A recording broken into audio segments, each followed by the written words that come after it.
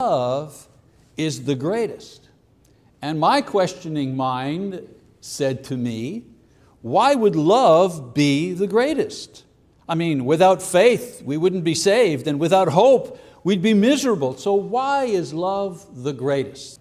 So in 1 Corinthians 13:13, Paul summarizes the essence of the Christian life, the pursuit of faith, hope, and love. Now, we need to understand something about words. In the English language, the word love is an all-purpose kind of word that describes the various levels of fondness that we have for different things. For example, I love my dog. I love OSU football. Got to be careful in this place, because I'll be losing some love if I don't. And I love my mother. Wait a minute, I love my dog, I love football, I love my mother. Same word, different meanings. Now the New Testament, as we know, was written in the Greek language, and the Greeks, unlike the English, had a variety of words to express the different feelings of love. For example, the word phileo. This was the most common word for love in the Greek, love or affection, and the various words that come from this word show this. For example, philos, the love of a friend. Philema, a kiss.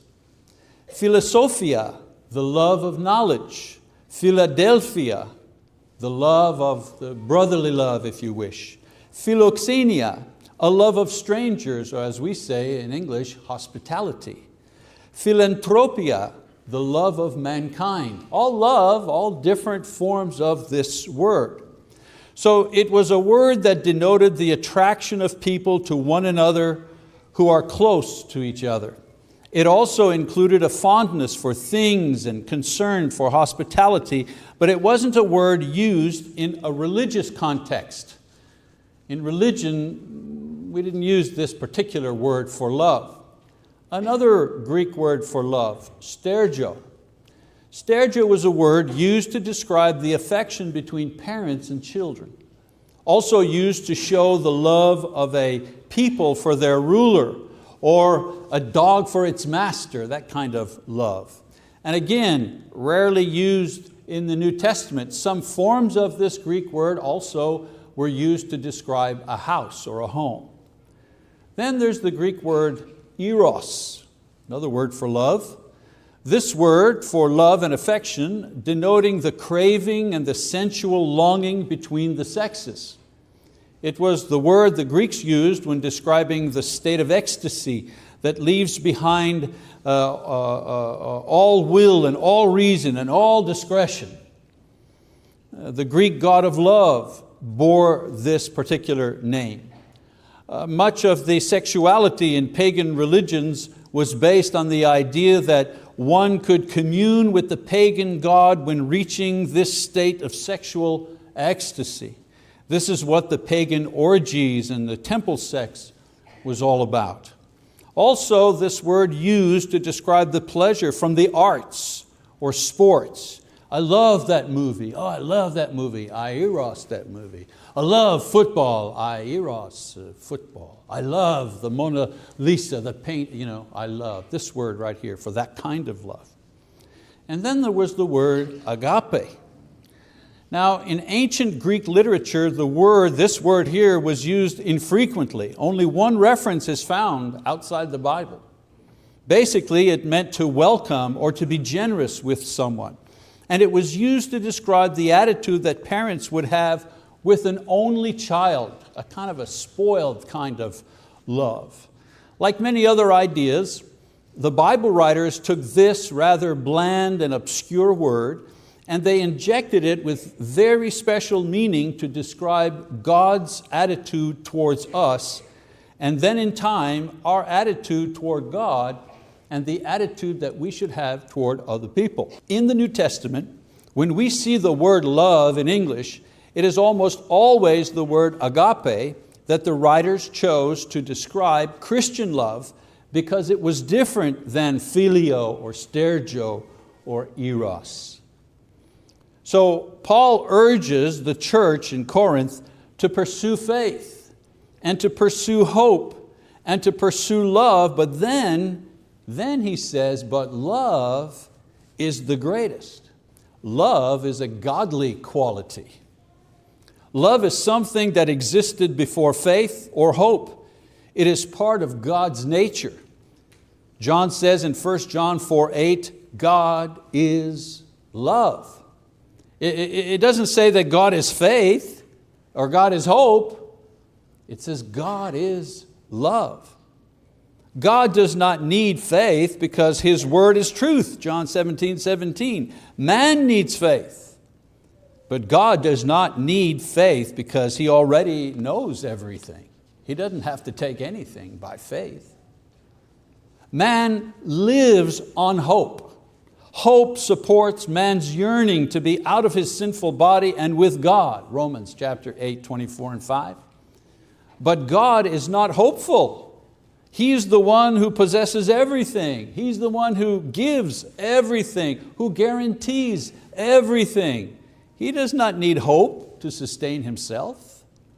Faith and hope are things that God has provided for man to save and to sustain him.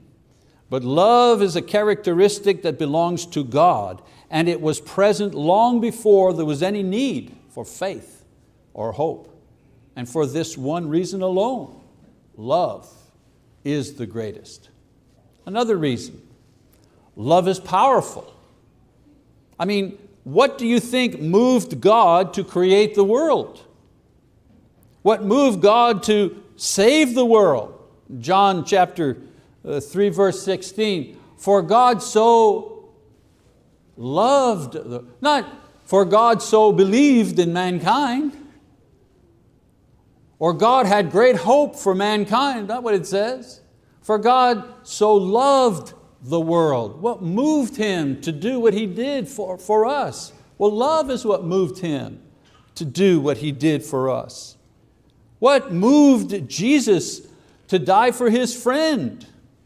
Greater love has no one than this, that one lay down his life for his friends. Jesus didn't say, greater faith has any man, or greater hope. No, greater love, He said.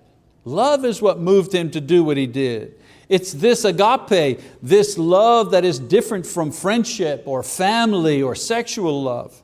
It's a love that has power because power is needed to express love in such a way that you can do something that blesses only someone else but not yourself. Yeah.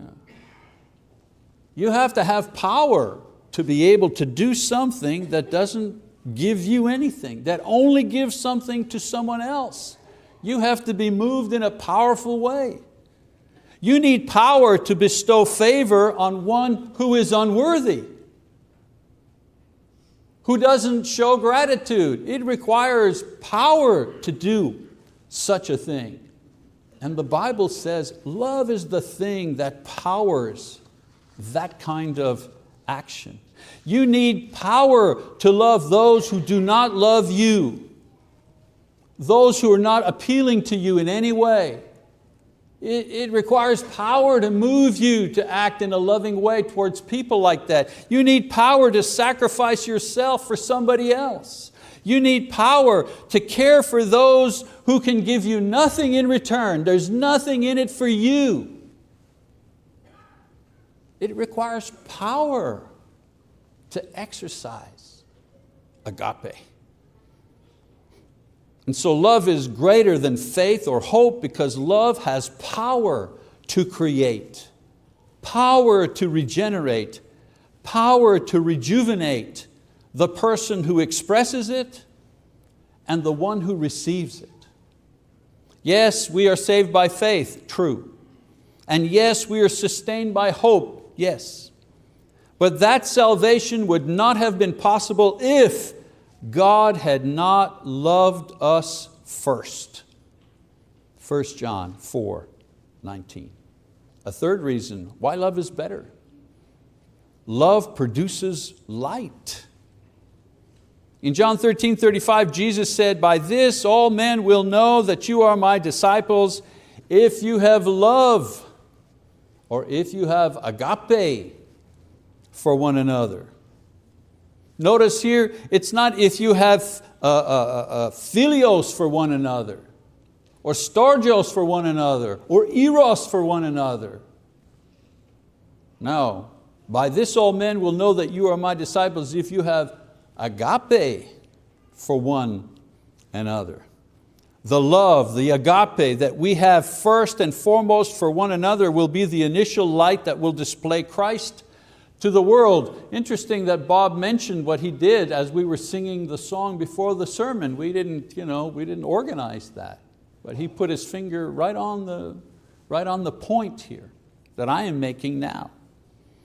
People are not won over by our great faith or our confidence. I think I'll be saved because he really feels good about his salvation. That's not what moves people to be saved. My teacher knows a whole lot about the Bible, man. He can quote that stuff all day long. I believe I'll give my life to Christ. No, it doesn't work that way. I mean, you need somebody who knows the Bible to teach you the Bible, but it's not his or her, the content of their knowledge that impresses you to the point that you will, what? Give up your life for Christ? People are not won over by faith or confidence. They're drawn by love as it is first expressed towards each other in the church, and then as they experience it themselves. People who see us helping each other, supporting each other, sacrificing for each other are drawn to this. In the years that I've been preaching and met people that, if I go somewhere else to preach and they know that I'm from here, let's say, then I've never heard them, really, I've never heard them say, "Oh, Choctaw," I've never heard them say, "Man, you people are smart." Kids, you got to be the smartest church I've ever visited. My uncle goes there and he says, "Those are some smart people." Mm-hmm. Or they don't say, "Wow, of all the churches I've ever seen, best looking bunch." They never say that. They never say. I'm not saying it's not true, they just don't say it. Or they sure know their Bible, those people, and that might be true and that'd be a good thing, but it's not the thing that, that impresses them to, what they say over and over again, people, what a warm church you belong to. Those people are so friendly, they're so kind. They say things like, it seems that they love being together. What are they saying? The thing that impresses me about this congregation, it's the agape. That impresses me. The others may be true, but the thing that impresses me is the light. The light from the agape is what impresses me. Maybe they've been here on a Sunday when someone gets up, Mike maybe, or Marty gets up to read the announcements and says, "Oh, I have a few cards." And the cards are all, has there been 21 years I've been here, I've never had anybody get up with a card and say, "I just want to say that while I was sick, you miserable people, nobody called me, nobody sent me flowers, I didn't get any food. What's the matter with you? You call yourself Christians?" That might have happened maybe, but nobody's written a note like that. No, the cards that we get are always what? "Thank you so much." The visits, the calls, the cards, the kindnesses. "Thank you, I love being part of this family." What are they saying? Thank you for being the light. So love is the greatest because it is the thing in this world that most resembles, most represents, most reflects the true God and the very real presence of God. When Jesus talks about light and salt, He's not talking about faith or hope, He's talking about love. The power of the gospel is not just information about history or rules, it's the story of the love of Jesus dying for sinners like you and me.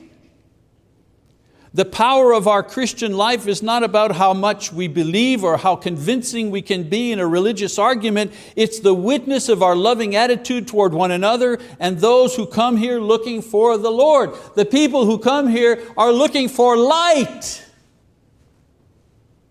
in their life, in their marriage, in their family, in their soul.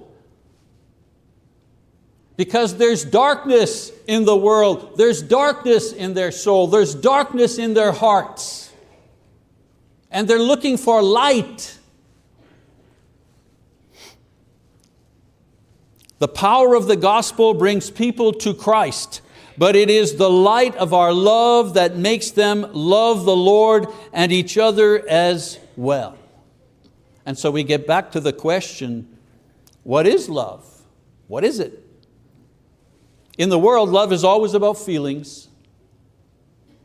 Feeling close, feeling secure to parents and family, feeling intimacy, feeling trust with our friends, feeling concern, feeling appreciation for things of beauty, feeling appreciation for strangers, feeling good about the nation, feeling sexual passion.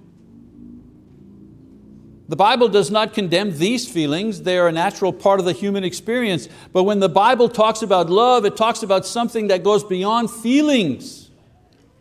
That's why it used a special word to describe love. And so in the Bible, love is first and foremost a characteristic of God. A generosity, a graciousness, a kindness, not based on feeling, but rather based on principle. A holy and perfect God is kind and generous and welcoming as a principle of His being. Not based on how we are, it's based all on how He is. He is love. Secondly, biblical love is a creative power. Love based on feeling takes. Love based on feeling needs. Love based on feeling searches for satisfaction. Love in the Bible, however, is the kind of love that empowers others to life, to love, to joy. In other words, human love needs and takes. Biblical love gives and empowers. Very different. Thirdly, biblical love is a bright light. I've mentioned it already. Human love eventually fades because of death or loss of interest. Biblical love gets brighter and brighter because the source that powers it in the hearts of men is God Himself. To make sure that we would not misunderstand this greatest of all things, God demonstrated this love as a person in Jesus Christ. You know the cross behind the screen, that big aluminum cross there, Dave and others fashioned, and I forget who did it. Was it John? Was it John, Dave, who did it? No. Anyways, we had one of our members make that cross. Put light on it. I remember when the building, the renovation was over, the screen was down during the singing, and then it just came up as a kind of a surprise. It came up and people went, oh, and they saw the cross. Why are you putting the cross up there? And I'm thinking, why are we putting a cross up there? Really? You wonder in a Christian church why we would display the cross? Why is it back here and not back there? So you would see it while whoever is preaching here is preaching the Word of God. So that you would see it when you're taking the communion and remember, this is love. This is what created this place. This is what sustains this place. This is what to look at when things are dark. Because in the cross we see the light of God's everlasting, never fading, always empowering love. Jesus, as a human, felt all the things of, all the feelings rather, of human love. But because He was God, He also demonstrated agape love for all to see. And we see this love when we see a godly character in holiness and purity and knowledge in ourselves. We see this creative power in miracles and in His resurrection and in the promise of our resurrection. We see the bright light of His mercy and kindness and sacrifice always when we see the cross of Jesus Christ. If God is love and Jesus is God, then Jesus is love. When I see Jesus, I not only see the Father, but I see what love is really all about as well. When I'm thinking way too much about myself, when I'm thinking way too much about how I feel and how I'm being treated and how unfair the life is to me and what I ought to be getting and blah, blah, blah, and it's all about me, I take a look, I come here Wednesday, I come here Sunday, and I see the cross. And I'm reminded that I am called to live a cross-centered life. I'm called to live a life of light. Not a life where it's all about me. Because a life where it's all about me is death, is darkness, is foolishness, is weakness, is sinfulness.